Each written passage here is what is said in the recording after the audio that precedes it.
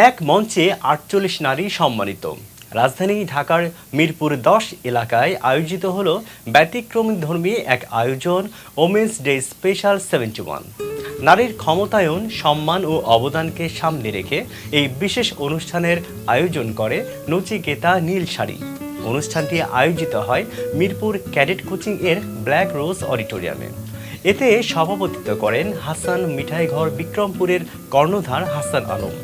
এই আয়োজনে তুলে ধরা হয় সমাজের সেই সব নারীদের যারা মাতৃত্ব এবং সমাজে বিশেষ অবদান রেখে নিজ নিজ জায়গায় অনন্য উদাহরণ সৃষ্টি করেছেন।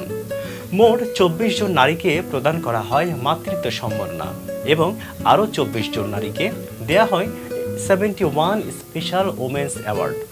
পুরস্কারপ্রাপ্তদের মধ্যে ছিলেন অর্পিতা, অ্যানিশা, শর্মিলা জেসমিন, মৌ, শারমিন, নাজমিন, সোনিয়া সহ আরও অনেকে।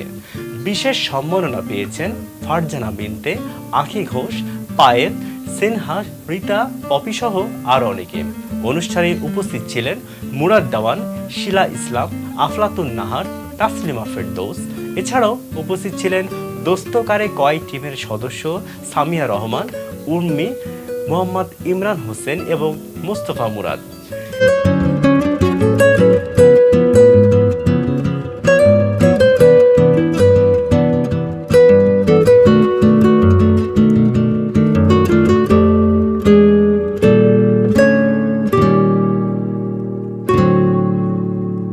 এই আয়োজনের টাইটেল স্পন্সর ছিল হাসান মিঠাইঘর বিক্রমপুর।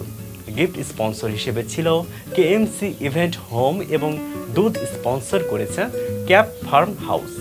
নারীর সম্মান, ক্ষমতায়ন এবং অবদানের এই আয়োজন প্রমাণ করে নারীরাই সমাজের শক্তি, নারীরাই আগামীর পথ প্রদর্শক। হাসান ভাইয়ের প্রোগ্রামটা অবশ্যই সুন্দরভাবে গোছানো হয়েছে। আর আমি এখানে যে জন্য এসছি মাতৃকালীন পুরস্কারের জন্য। তো ওমেন্স ডেতে মাতৃকালীন পুরস্কার পাওয়াটা অনেক বড় ব্যাপার।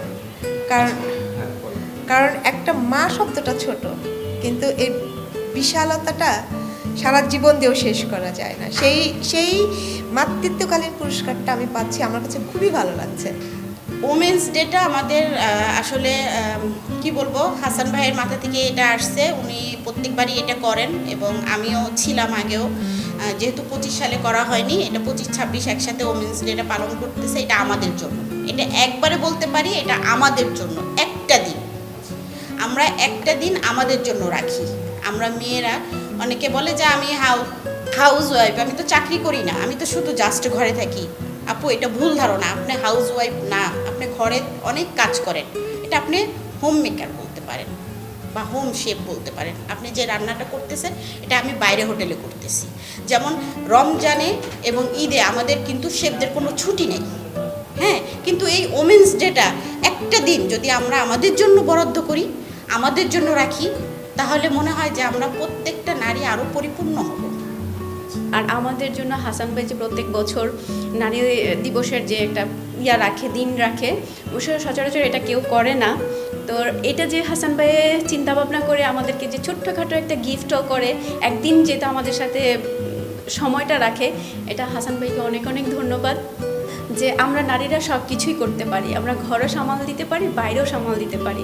তো নারীদের উপরে আর আমার কিছু বলে না, আমরা সবার থেকে নারীদের অনেক উপরেই আছি।